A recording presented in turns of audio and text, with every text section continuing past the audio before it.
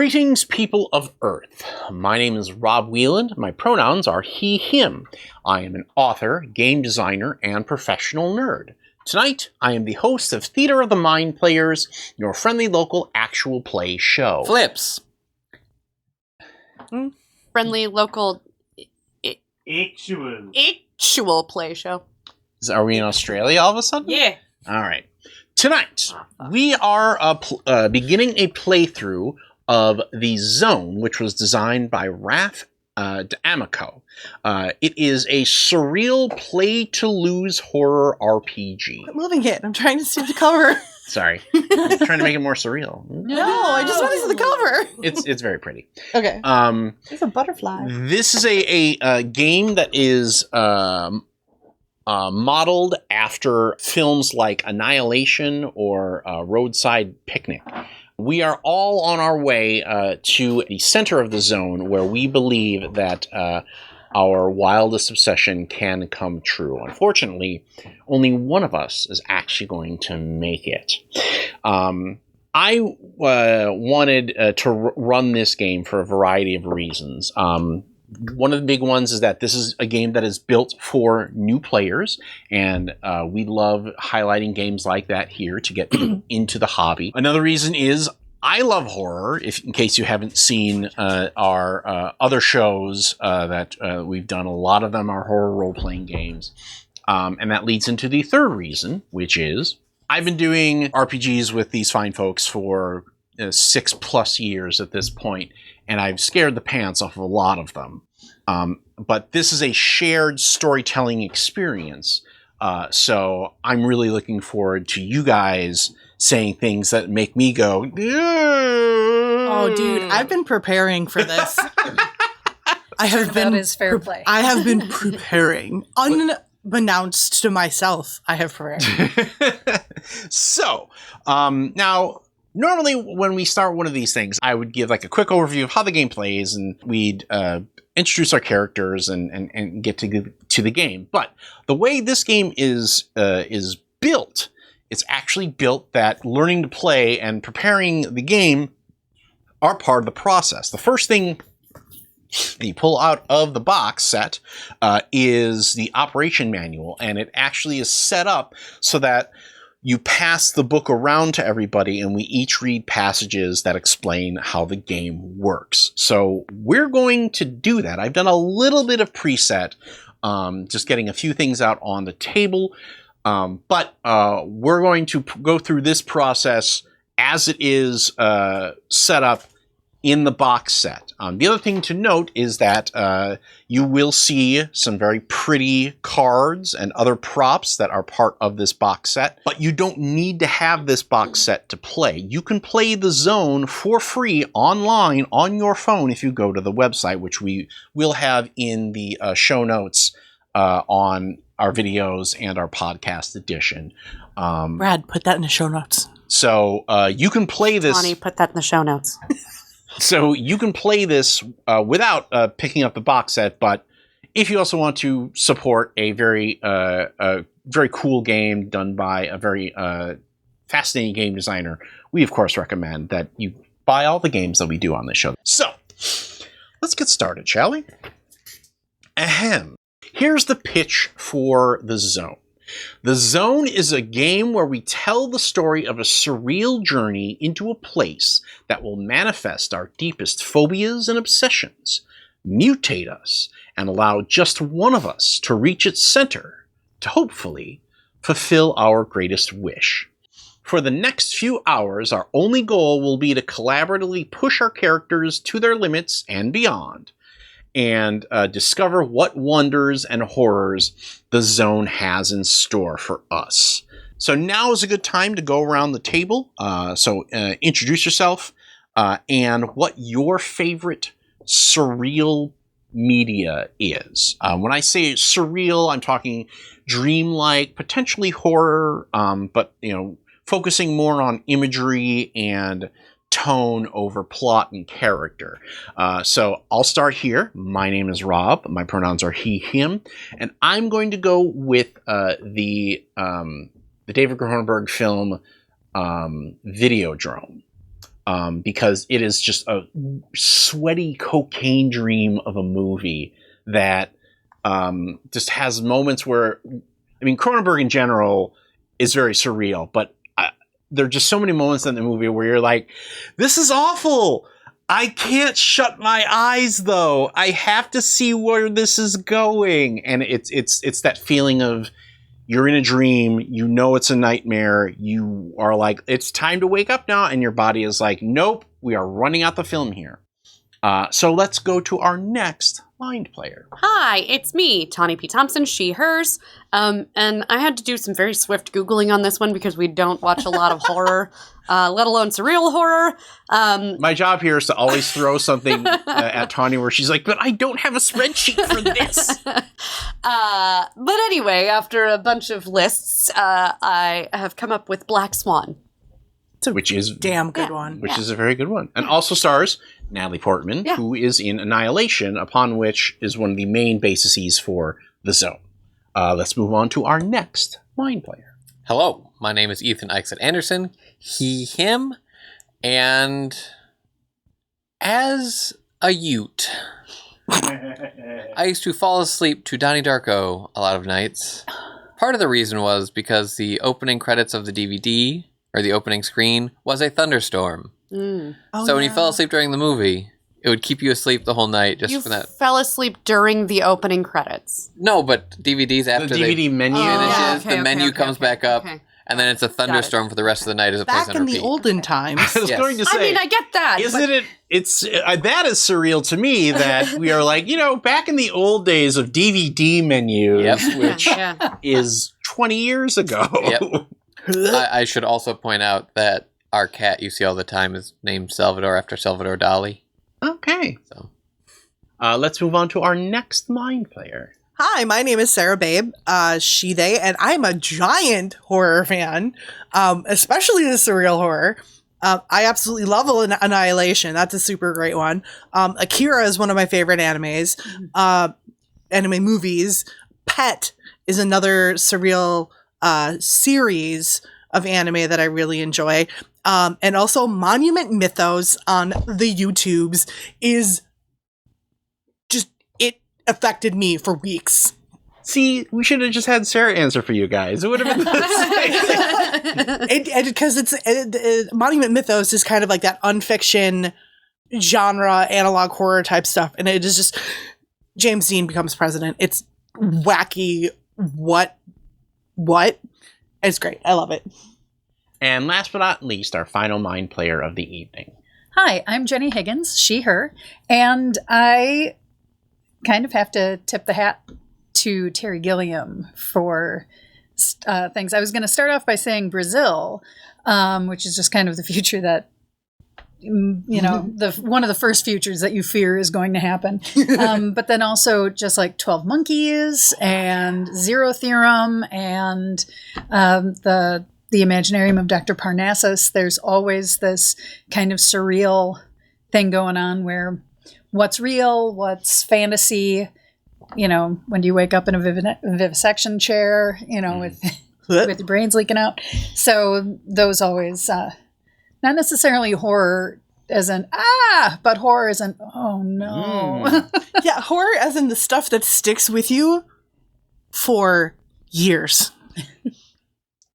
All right. So now that we have a kind of a baseline established, we're going to go into the briefing of the zone. And what we're going to do is I'm going to pass this book to the player on my left, which is Jenny. And you're going to go ahead and read up to where the arrow is on this page, and then pass the book, and then keep passing the book until we get through the page. And then it comes back to the player on the left, I believe. You only pass it back to me if it says, give this back to the facilitator.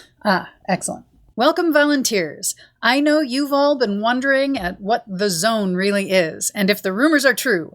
As the 14th expedition, you deserve to know what we know. It's not much. It all started with the anomalies. Locals calling in to talk radio, or visiting their doctors with stories of unseasonal weather, impossible objects, half sightings of unknown creatures, and claimed conversations with long dead loved ones. People disappeared. Medical notes describe bodies that started changing. Sarah's already making faces for those of you who are listening to this on podcast. We initiated special containment procedures, performed tests on those who refused to evacuate. Then, as if reacting to our attention, the boundary appeared and isolated everything and everyone within an area of several square miles. We don't know if there are survivors inside, or if they're still human. Since that moment, not a single expedition has returned. All lose contact minutes after leaving the visual range. So we're going on fragments, rumors, dreams, and the occasional anomaly that sweeps beyond the boundary.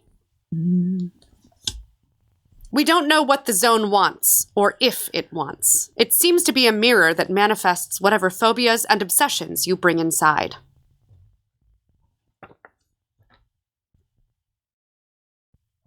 We all know why you're really here.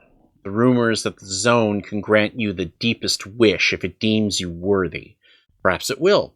Sensor readings point to something incredibly powerful at its center. We think the only way out of the zone is to make it all the way to its heart. Maybe there, you'll find what you're looking for. Like a labyrinth.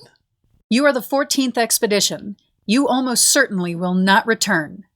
Good hunting, but be prepared to die. The Federal Bureau of Coherence, without admitting liability, thanks you for accepting this mission. End of briefing. The zone is a game of collaborative storytelling. What does that mean exactly? Pass book around to each other, read one of these columns. We're telling a movie together. The game is a series of scenes which we can choose to play in as much or as little detail as we want, quickly describing or fully acting out what our characters are doing. Scenes can be just a couple of minutes, but usually last 5 minutes or so. The game will last about as long as a movie. We will take turns being the director. There is no GM. We take turns as director setting up and ending scenes, and all share a few key movies that anyone can trigger at any time to help the story along. No one will be on the spot for long. We're each in ironclad charge of our characters and own the scene we are directing. We share responsibility for everything else. We will win by playing to lose. We are not competing with each other. That's why our fates are secretly decided at the start, so we can focus on creating not-so-easy situations which characters will always take the bait on and suffer the consequences. You know those moments that have you yelling, "Don't go in there!" or "Don't touch that!" at your favorite horror film? That's this entire game. This is a horror game, so it's the most fun when we take our characters way out of their comfort zone. To do that, we must take care of us, the humans, playing them, and that's why we will use these 4 tools. Number 1, the X card.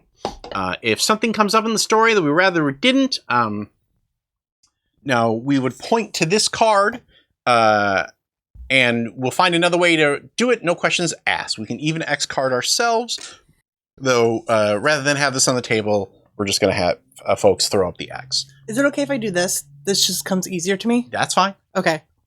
It's the neck thing for anybody who's listening. Number 2, atmospheric silence. Some of us may need time to ponder where to take the story next.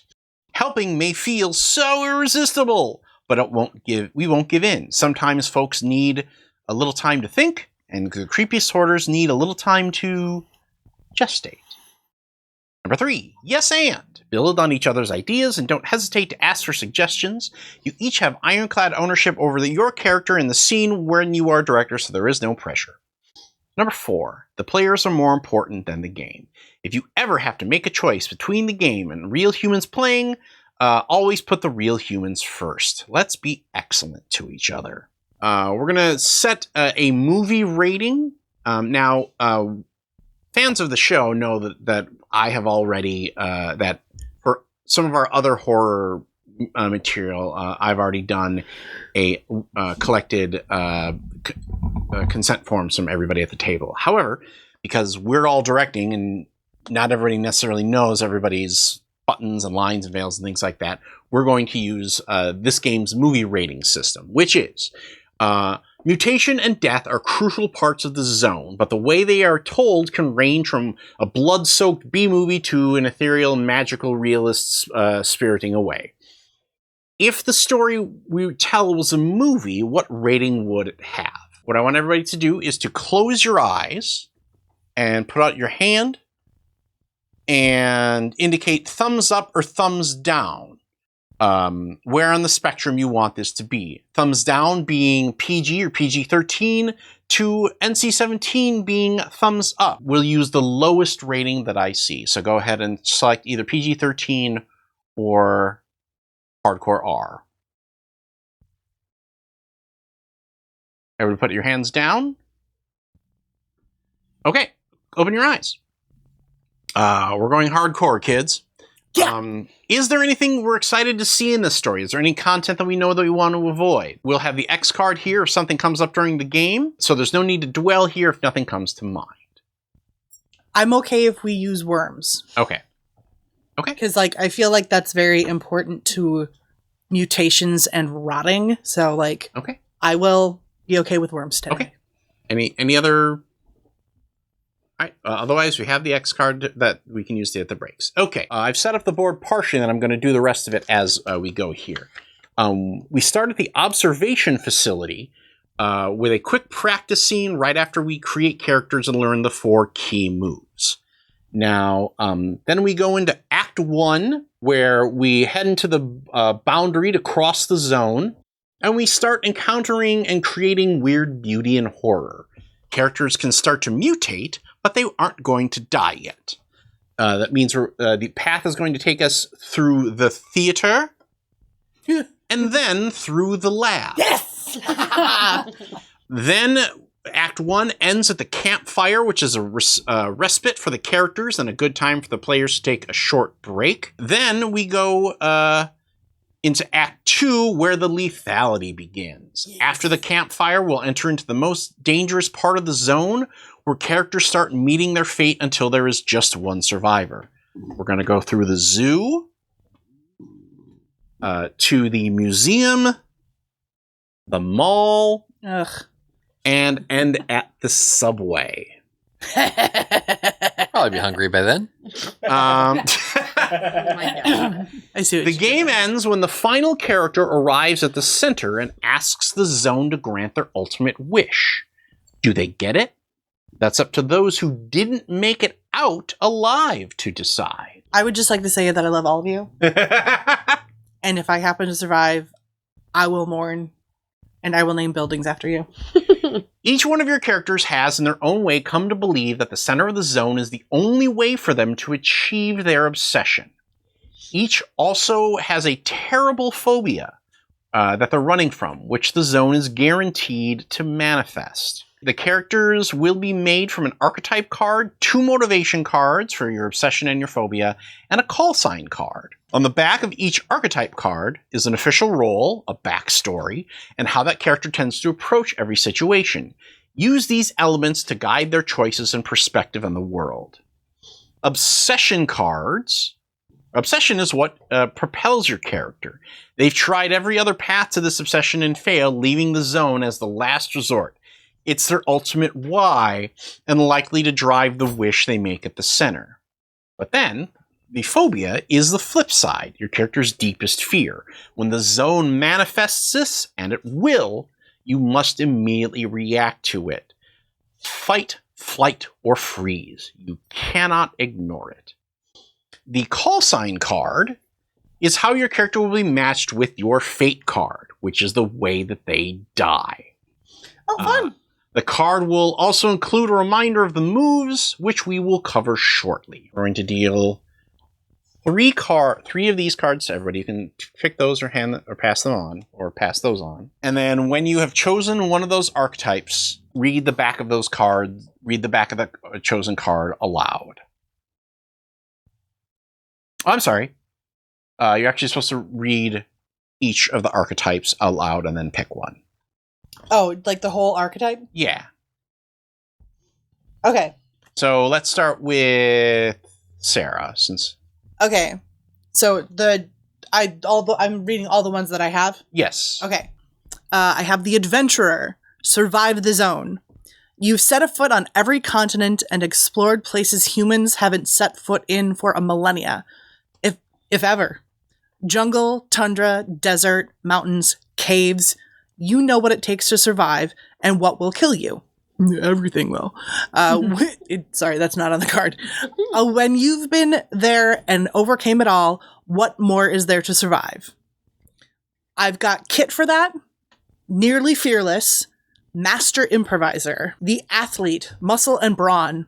You're a pro sports player at the top of your game. Your body is a temple, quite divine, but a punishing schedule, strict diets, and constant travel have left you with little time or energy, and you can already feel the next generation breathing down your neck. What will you give to stay at the top? Matter over mind? Teamwork makes the dream work. High performance under pressure. Tony's giving a very, but I want that card look right now. Which, and if you can trade cards if you do wish. The actor have a real experience. A Hollywood A-lister, you sparkle in the bright lights, bask in the acclaim and awards. You long ago stopped minding the objectification by fans, colleagues, and partners alike. But surely there must be something more than the flimsy roles and relationships that identity has been getting to you. Something real. I'm not lying, I'm just acting. I have a lot of needs, but they are all very reasonable. Look good for the cameras. This might be the one. I only want the green M&Ms in my green room. Thank you. God, that's a hard choice. Okay. I've got the political officer, sanitize the team. You are a political officer with legal and extra-legal powers, a secret overseer of the FBC, reporting directly to the top of the chain. Your cover as a technical representative from the Ministry of Ferrous Metallurgy is a little thin, but it's enough. You've been ordered to murder everyone on the way out. Observe and report, maintain cover until you don't, and the zone isn't shit. Well, welcome to Delta Green, Jenny. It's too real, Jenny. I know, right? And also, the criminal. Do the dirty work. They pulled you out of solitary for this. You are a famous gangster, well known for your skill at getting into and out of dangerous places. Okay, just Sean Connery. That's all I'm saying. Go ahead, I'm sorry. I won't even try. At least here. At least here, there's good food and plenty of it. A warm jacket. Maybe an opportunity. Maybe just a chance to die like a hero. Keep your head held high. Look out for number 1. And the zone isn't shit. Wow. Both of yours had the zone isn't shit. Yep. Okay. And the surgeon. Keep everyone alive, in quotation marks. Oh, damn, it really does. I really do say that. You're the one they call in for the strange cases, the anomalies, the operations others simply refuse to do. Your work has pushed the boundaries of our human anatomy. Some would say you've gone too far, but you don't care. You love getting your hands dirty. The body is my playground. Second, do no harm. And there's always a procedure. So my 3 cards are the Exterminator. Oh, Jesus. Keep your cool, do the job, get out. You were a regular big city pest exterminator for years before you saw something you really shouldn't have in the middle of a rat extermination job, and now you work for the Bureau. You've seen things these people wouldn't believe, and they've left their mark on you. Cleanliness is next to godliness. Eliminate the source, understand the rot. I also got the Cultist. Serve the great darkness. Ooh. Whispers from beyond, shadows just beyond sight, forces just past our realm that beckon you to a great purpose. Their calls get louder as you approach the zone, an anomaly simply misunderstood by the legions of non-believers. You can taste the presence of something more, and it longs to taste you back. Ooh. Suffering is praxis. I'm a cog in the great machine. Punish all non-believers. I also got the cat. What? Literally the cat? Be their luck. You don't remember exactly how the zone began to wake you. You spent your life roaming the halls of the facility, warm, well-fed, ruler of this domain, but you know your lineage now. Every expedition needs a cat to guide it through choppy sea and impassable storm. Be inscrutable, protect your home, purr and comfort. Sarah wants the cat. I mean, kind of. Well, like, I'm not, God, these are all really good choices. Okay, the first one I've got is the architect. Understand the structure of the zone. You worked in obscurity for years, designing office blocks and apartments, while in your private time you drew up plans for grand palaces, fortresses, strange and impossible buildings. When you were fired for supposed decline in the quality of your work, you couldn't find another job until the Bureau required your talents and vision. Design communicates intention. Buildings are made for people. Buildings are made by people. I also have the filmmaker. Document the expedition. For one brief, glittering moment, you thought you were going to make it. Then, one of your films touched the secrets that people in power didn't want the world to know, and you became radioactive. You thought your days making movies were over until the Bureau approached you with an offer you were desperate enough to accept. The characters make the story. The zone is also a character. The camera doesn't lie. And I have the linguist. Make connections, glean understandings.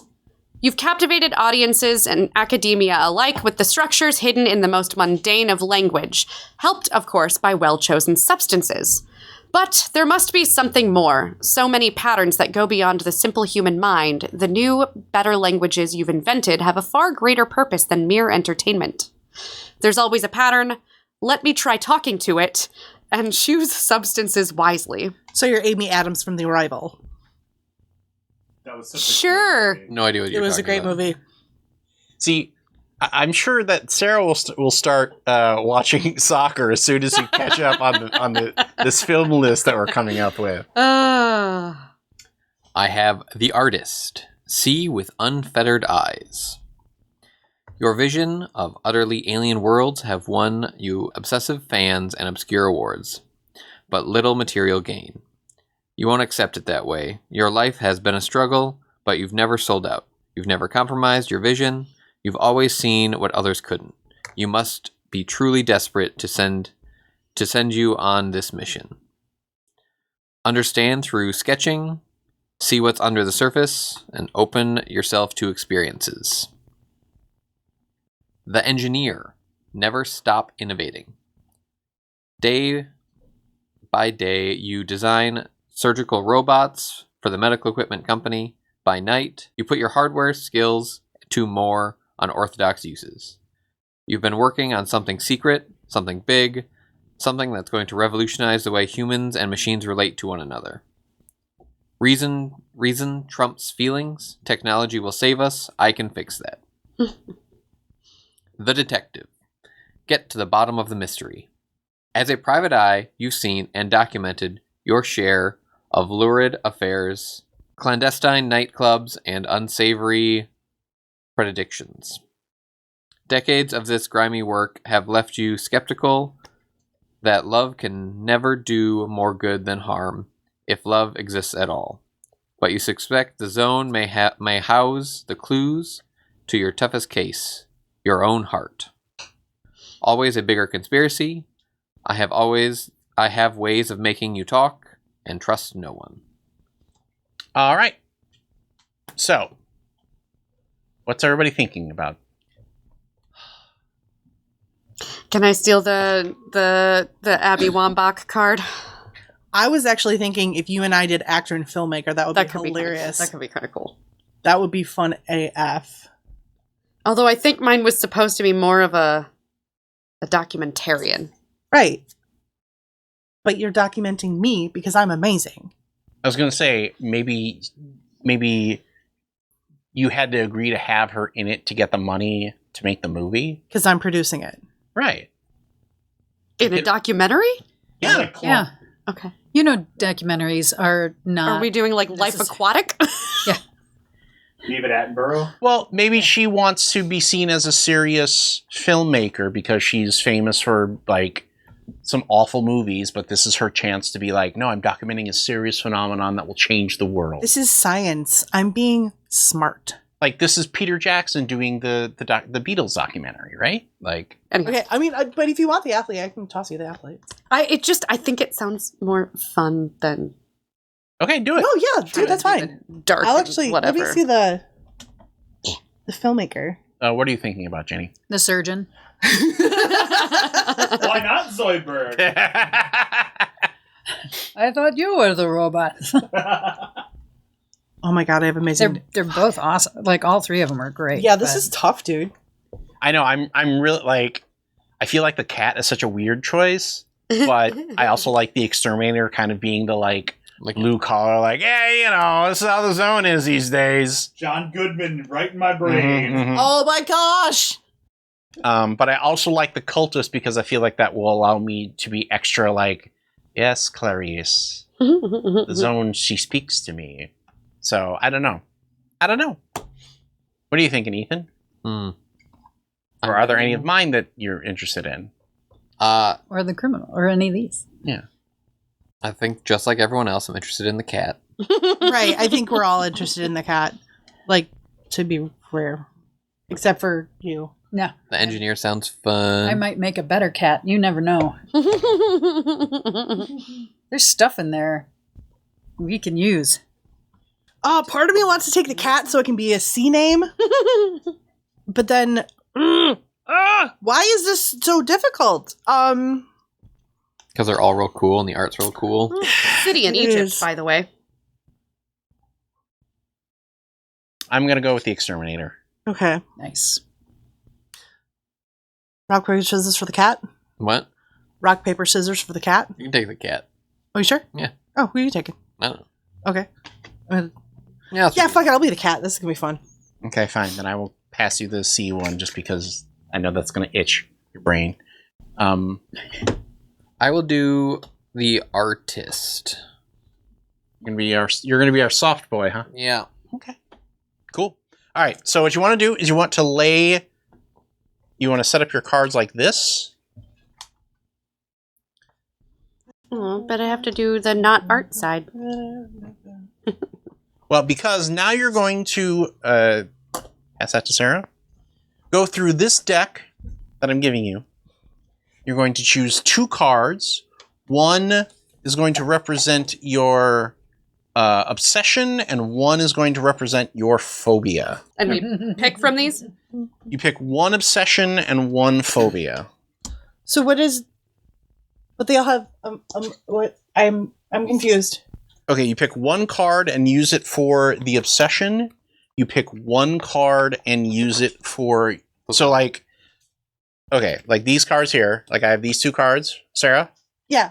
So, I would pick this, and then I would flip this one around, and then that would be my obsession and my phobia. Okay. You got it? The dark... Okay, so the dark stuff is... Okay. Yeah. I think I found a phobia. This is great for a cat. And we can look at all of them, right? Yeah. Oh, okay. This is... all right. So, actually, I'm sorry. Your character tableau should have the archetype card on its own, so you can flip it over to The pretty to side. the art side. But then you put your obsession and your phobia and tuck it underneath your call sign card. So I'll start. My name is Daniel. My call sign is Damus. I'm an exterminator. I feel like I might be one of the few people who has made it out of the zone. But nobody's made it out of the zone. None of the expeditions have made it out of the zone. Oh, okay. Like you just happen to be in there doing a job. Right. Okay. Therefore, my obsession is to find my partner. You know they're in there. You must find them. But I am afraid of everything being meaningless. There is no one out there listening. I am the cat. Everyone just calls me the cat because I don't speak English. My call sign is Chulak. And my phobia is confinement. Who will you be? When will you lose the ability to move around and explore? And my obsession is remember who you used to be. Find your old self and the hunger that got you here. That you got here. There we go. Okay. Yeah, I've got the athlete. Code name is Abydos. I think everyone calls me Abby for short. Meow. Except for you. You just call me Meow. Obsession is control every aspect of your life. Uncertainty is simply unnecessary. And phobia is being known. What will they do if they know what you're thinking? Okay. I feel like you're playing you. I mean... Aren't we all, though, in a way? The heart of the cards, Yugi.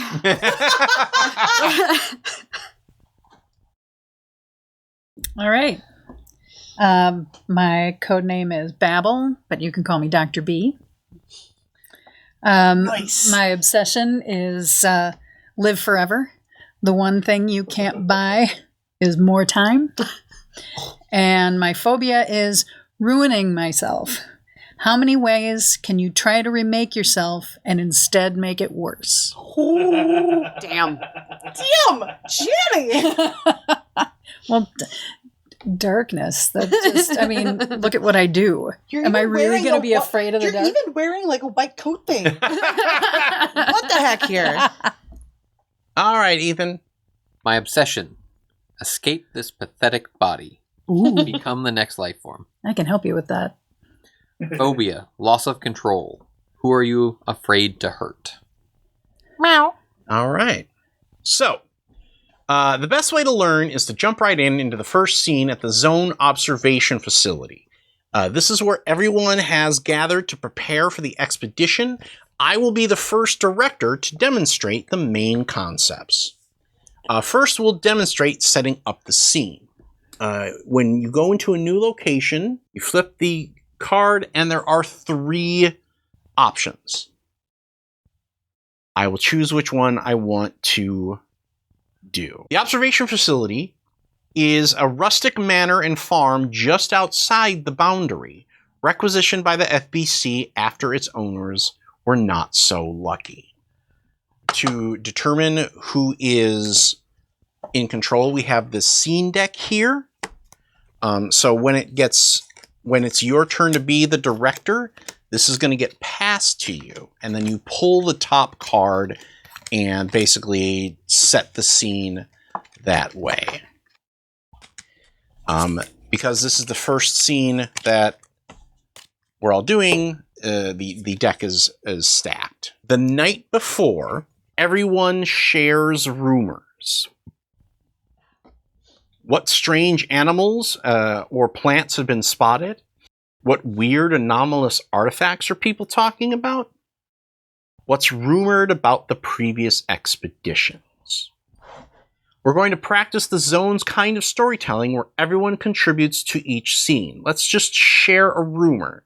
No pressure to have it make any sort of sense. You won't be bound by... They're just rumors. You won't be bound by them when you enter the zone itself. Does the FB blah blah blah blah? FBC? Yeah, do they have special like talk buttons for cat? Oh yeah, like the little thing where it's like, food now. Yes. Yeah. I figure cat probably starts talking like stranger, inside, outside, food, no. Stranger, food. Are you trying to tell us that the food in the zone is weird? Yes, food. See, now I feel like she's trying to tell me she's hungry. It could be both. Food, no. Not hungry. No food in zone. Food, no. Oh, it's not food. The stranger is not food. Stranger outside. You're gonna get used to her, okay? I know that this is... It's a little strange. It's a little strange. I feel like I'm wearing like a jumpsuit, like... Treat. I reach into my pocket and I pull out a little treat and I put it in front of Kat. Thank you. I also am shaved bald, eyebrows gone, completely hairless. That's a choice. Oh, it wasn't a choice. don't drink the water in there. Well, if you find water, because it's not water. Water, no. Water, stranger. So we're bringing our own water then. Yeah, Oh, good. Great. yeah. Water treat. There's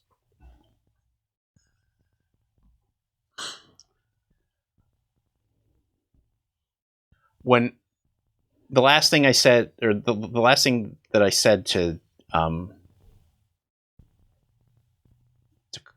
Kenny, I said I would be right back. And then when I got back, I left him with the food that we had. It was 3 days worth of food. And when I got back, I asked what time it was, and it was 2 weeks after we had gone in, or 2 weeks since it started. Sad food.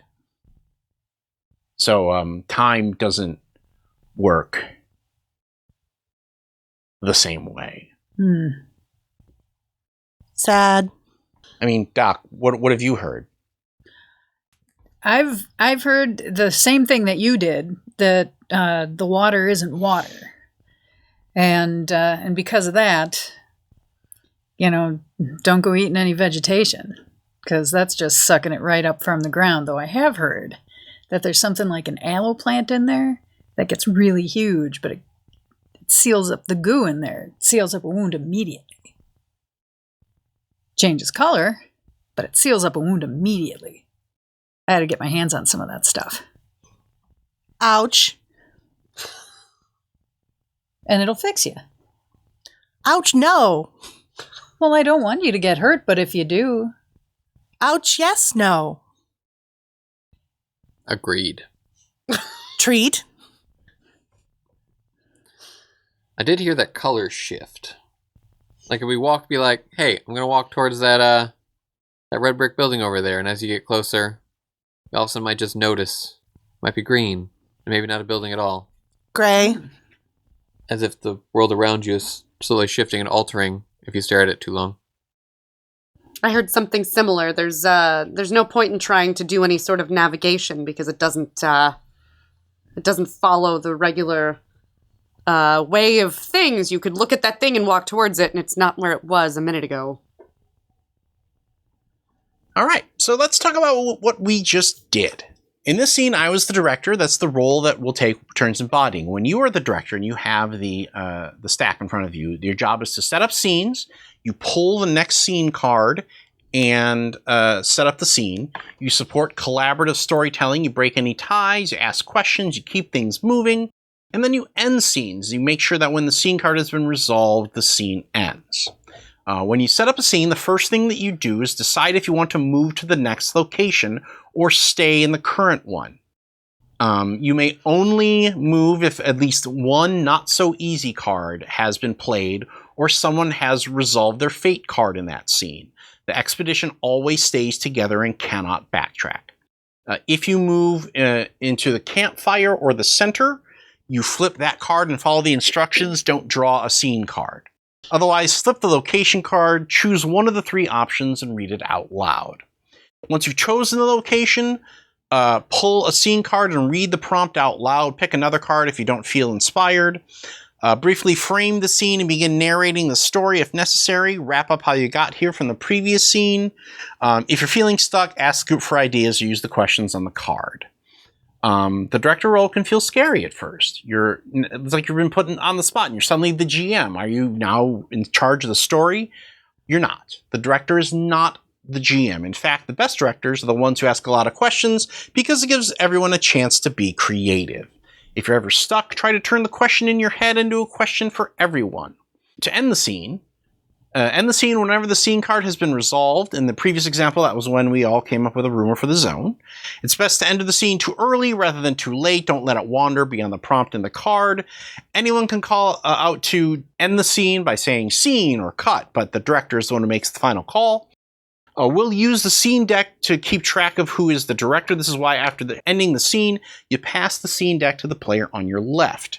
When we enter the zone, the first director will be Jenny, who is now holding the scene deck. And your name is actually in here in the book. It's really weird. Nice. The zone. It knew. It knew. Now let's look at the key moves that you see on before we enter the zone. You'll see them on your call sign card. There's take stock, something's not right, not so easy, and mutation. The goal of these moves is to help push our characters so that they're in bad shape by the time they reach their fate card. Each move can be played by anyone at any time and builds on the previous one to create a lethal spiral of collaborative self-destruction. Aim to trigger a whole cycle of moves in each location and ideally in each scene. So, Jenny, you go ahead and teach us the first move, take stock. Take stock. Take stock is the move to play whenever the scene could benefit from more details to build off. It's strongly recommended to do so whenever you arrive in a new location. To play this move, say, take stock. Anyone can do this at absolutely any time. You do not need to be the director. After you trigger take stock, every player adds a sensory detail about the scene, sight, sound, touch, smell, taste, or shares how their character is feeling right now. You can trigger the move and also add the first detail, but you don't have to. Once everyone has added their detail, return to collaborative storytelling. And then there are examples. Yeah, so then pass that to Sarah, who will teach the next move. What? Key move number 2? Yep. Meow, meow, meow, meow. No. Oh, no. Sorry. Cat almost was everyone's like, what do you smell? Coffee. That's the cat. Something's not right. Is the move to play when a scene feels like it's dragging or a bit stuck. This move is guaranteed to introduce a new and interesting threat or complication. To play this move, say, something's not right. Then describe what you think that might be. Just like take stock, anyone can do this at absolutely any time. You do not need to be the director. And any other player can now say, it's worse than that, and describe how it's worse. Whoever was speaking when something's not right was invoked must now incorporate this additional element into the storytelling. It's worse. What could possibly go wrong? I want a no shit move, like it's worse. No, No shit. shit. Not so easy is how you determine if a character succeeds or fails at doing difficult things. In other games, this is when you might roll some dice. Play this move whenever someone describes their character doing something that should be difficult or impossible for that particular character, or just very risky in the context of the zone's dangers. When the action like this is being described, interrupt by saying, "That's not so easy." Anyone can say it. You can even call it on yourself. The person trying to do the thing restates what they wanted to happen, then draw a not so easy card. That player then weaves the outcome and its complications, usually mutation, into the story and continues to play. The most important thing to remember, in the zone, you automatically succeed at everything you do unless someone calls this move on you, or you call it on yourself. So take a lot of risks. You should want to have not so easy happen to you. Not only is it how you mutate, which is the core creative fun of the game, it's how you end the game, how the end game is decided. The person with the most not so easy cards chooses the fate of the survivor. So I like how they have to remind you that it's how you mutate, but that's the fun part. Key move number 4 is mutation. The creative part of the game is characters horribly mutating as they try to do things that are not so easy. There's a nice quote from Kurt Vonnegut here. Be a sadist. No matter how sweet and innocent your leading characters, make awful things happen to them, in order that the reader may see what they are made of. Mutation only happens when you pull not-so-easy cards. This represents how the zone only lets you progress when your characters push their limits. Terrible for your characters, great for you as players. When you draw a card that says mutation, describe the gruesome changes that happen to your character. Consider changes to your appearance, how you communicate, your psyche and emotions, your ability to manipulate things, and the senses with which you perceive the world. Try to relate the mutations to your character's backstory, values, and most of all, their obsession and phobia. Don't hold back. Mutation cannot kill you. Only fate cards can. Need inspiration? Draw on your favorite stories and legends, use the Book of Mutation, or ask for ideas from the other players. Now pass the book back to the facilitator and explain setup fate cards. Thank you. In addition to the rule book, this set also comes with 2 additional books. The Book of Mutation, which is basically a big book of lists of weird shit that you can do to your character.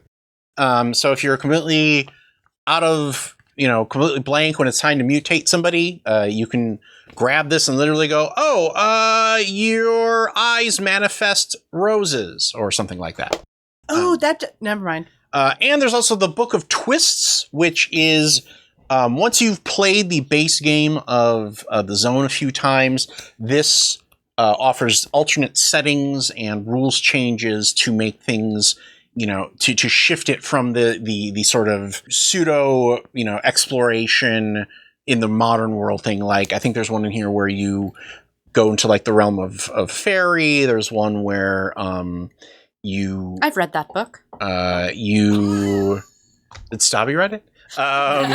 Where you're going into hell and so on and so forth. Let's talk about fate. Fate cards will decide which one of us makes it to the center and who dies along the way. We're about to secretly decide the order of our deaths by placing fate cards face down on the locations after the campfire. So, what do fate cards do? When we reach a location with a fate card on it, we'll flip it, and whoever has the matching call sign takes that fate. Only must die in the location. Only one of us will survive. When you're ready for your character's journey to end, you'll hold out your fate card and say, I meet my fate. This gives you complete narrative control, making your character immune to not so easy until they die. This is your moment to shine. Death can mean many things in the zone, from being blown apart by an anomaly to transcending your human form and becoming one with the environment, but it always means the end of your journey. The only way to avoid death is for someone else to ask to claim your fate by saying, I claim this fate. If you allow it, they will take your fate card as their own. You will also swap call sign cards so their fate applies to you when it comes up later. I've got the fate cards in a stack. Do not look when you draw a card either from the top or the bottom. Right now? Right now. Do not. I know, I'm just deciding if I want to draw from the top or the bottom, Ethan. Just do it right now. Bottom it is. Top it is. Oh. Questions have been answered.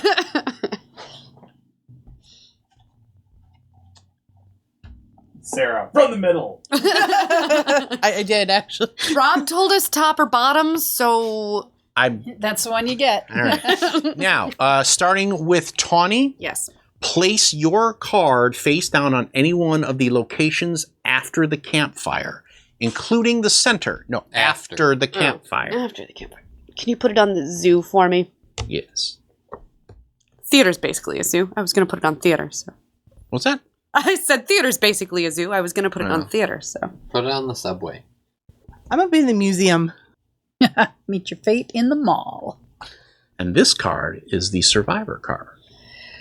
Oh, cheese whiz. Designated survivor.